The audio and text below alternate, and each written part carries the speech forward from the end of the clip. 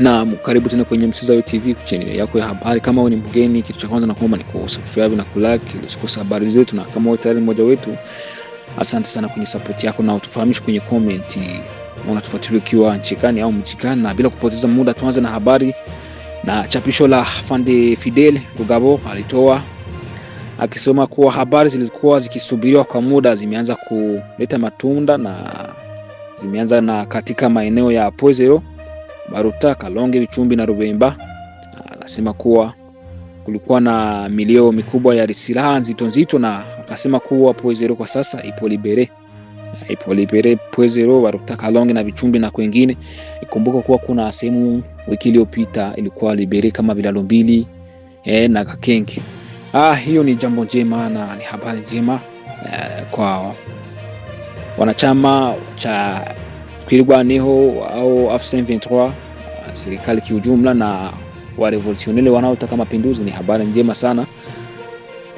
Na tukielekea huko upande wa Nord Kivu, ni kuwa Bahati Musangaya-Erasto alisema kuwa leo hii watu ambao wako mbali na AFC na serikali ya AFC/M23, wale walioko Beni, Kinshasa na maeneo mengine ya nchi, wanatamani usalama uliopo Goma. Alisema kuwa walipofika Goma walikuta mji ambao uko karibu wakazi wake walikuwa wameukimbia. Kila siku watu walikuwa wanauawa huko Goma. Kulikuwa na kundi na linalojulikana kama 40 voleurs,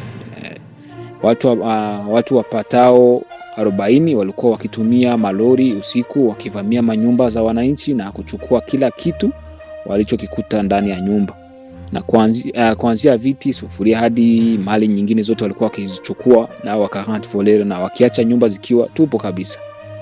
Hayo yote tuliyaondoa, na leo kutokana na yote tuliowafanya, watu walioko Beni, Kinshasa na miji mingine nchini wanadai wapate usalama kama ule uliopo katika maeneo wanayodhibiti. Serikali ni governor wa Nord Kivu Bahati Musangaya-Erasto ni mkuu wa utawala wa mkoa wa Kivu Kaskazini chini wa utawala wa serikali ya AFC/M23 Twirwaneho.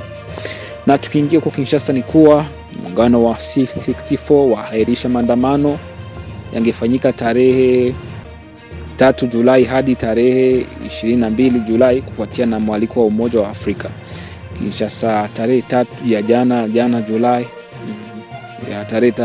Julai, muungano wa Coalition Article 6 pour la défense de l'ordre et constitution umetangaza kuahirisha maandamano yalikuwa yamepangwa kufanyika Ijumaa mbele ya ikulu ya Palais de la Nation. Katika taarifa iliyotolewa Ijumaa mjini Kinshasa, imesema kuwa muungano huo umeeleza kuwa maandamano hayo kwa sasa yatafanyika Jumatano tarehe 22 Julai mwaka 2026. C64 imesema kuwa imefikia uamuzi huo kutokana na nia ya kuitikia mwaliko wa rais wa Burundi Evariste Ndayishimiye, ambaye pia ni mwenyekiti wa sasa wa Union Africaine. Mwaliko huo unalenga kufanya mashauriano kuhusu hali ya kisiasa, usalama na taasisi za nchini demokrasia ya Kongo. Na muungano wa 64 na wakutanisha viongozi kadhaa wa upinzani wakiwemo Martin Fayulu na Jean-Marc Kabunda na Moise Katumbi na Augustin Matata Ponyo na Deli Sisanga. Na tukisoma chapisho lingine la FDLR mnamo tarehe 2,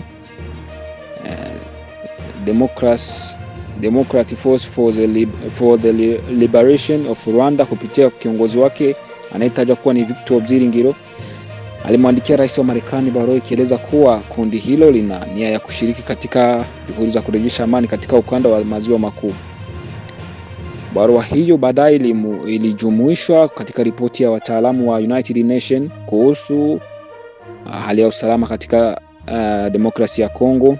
Barua hiyo iliandikwa kwa Kifaransa ikiwa na kichwa kisemacho mchango wa FDLR katika kurejesha amani katika ukanda wa maziwa makuu ya Afrika. Na katika waraka huo FDLR ilisema kuwa iko tayari kutoa mchango wake katika kurejesha amani na utulivu katika ukanda wa maziwa makuu, huku kijaribu kuonyesha kuwa si tishio tena kwa wananchi wa Rwanda. Na hata hivyo, kauli hiyo linapingana na yaliyomo katika ripoti mbalimbali za mashirika ya kimataifa ambazo zimekuwa zikituhumu kundi hilo la FDLR kwa vitendo vya vurugu katika miaka iliyopita. Na Kwa nyakati tofauti FDLR imetuhumiwa kufanya mashambulizi katika maeneo ya magharibi mwa Rwanda yaliyosababisha vifo vya raia, uharibifu wa miundombinu na kuzua hofu miongoni mwa wananchi. Na kwa mujibu wa taarifa za serikali ya M23, katika shambulio lililotokea katika wilaya ya Ruchuru, wapiganaji wa FDLR walidaiwa kumuua mwanamke mmoja na watoto wake 5 katika eneo la Kabizo Butare ndani ya eneo la Bwitu. Msemaji wa serikali ya M23 Twigwaneho Lawrence Kanyuka alisema kuwa shambulio hilo lililenga familia ya kiongozi wa eneo hiyo aitwaye Rugamba. Kwa mujibu wa serikali ya M23 alisema kuwa waliowaua ni mke wake Tuombe Maniragaba pamoja na watoto wake 5 ikiwemo Sifiwe, Dorika, Emery na Miriam na Divine Rugamba. Serikali ya M23 inadai kuwa tukio hilo linaonyesha kuwa FDLR inaendelea kushambulia raia na kwamba vitendo hivyo vinafanywa kwa ushirikiano wa jeshi ya serikali ya DRC pamoja na makundi ya wazalendo, na jambo ambalo kwa mujibu wa serikali ya M23 Twigwaneho linakiuka makubaliano mbalimbali ya amani. Na ripoti ya wataalamu wa Umoja wa Mataifa iliyochapishwa mwishoni wa Juni mwaka huu inaeleza kuwa FDLR bado inaendelea kufanya shughuli zake katika maeneo mbalimbali ya Kivu Kaskazini, na pia inadai kuwepo kwa ushirikiano wa kundi hilo na jeshi la serikali ya DRC. Nasema kuwa baadhi ya makundi ya wazalendo na ripoti hiyo pia inaeleza kuwa hali hiyo inapingana na makubaliano ya amani yaliyotiwa saini mjini Washington mwezi Juni mwaka 2025, ambapo serikali ya DRC iliahidi kushirikiana katika kuvunjwa kwa FDLR ndani ya kipindi kisichozidi siku 60. Ingawa FDLR imeonyesha utayari wa kushiriki katika mchakato wa amani, mashambulizi ya kivita, tuhuma za mauaji na madai ya kushirikiana na makundi yenye silaha vinaendelea kutuhumiwa kwa kuwa na mchango mkubwa katika kuendelea kwa hali ya ukosefu wa usalama mashariki mwa Jamhuri ya Kidemokrasia ya Kongo katika ukanda wa Maziwa Makuu kwa ujumla. Na hali hii inaendelea kufanya swala la usalama katika ukanda wa Maziwa Makuu kwa changamoto kubwa, huku taasisi mbalimbali za kimataifa na kikanda zikiendelea kutafuta suluhisho la kudumu.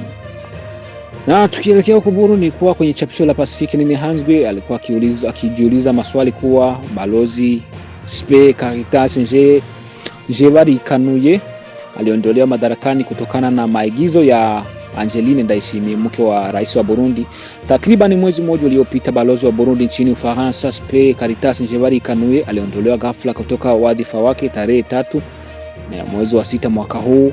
Alipokea barua kutokana kwa waziri Edouard Bizimana iliyomtaka arejee haraka Bujumbura. Kabla ya hapo alikuwa amekutana na katibu mkuu wa shirika la kimataifa la nchi zinazozungumza Kifaransa Louise Mushikiwabo. Watu wengi walidhani kuwa kuondolewa kwake kulihusisha na mkutano huu, lakini baadaye waziri Edouard Bizimana alisema sivyo, akieleza kuwa ni jambo la kawaida mwajiri kumuita mfanyakazi wake.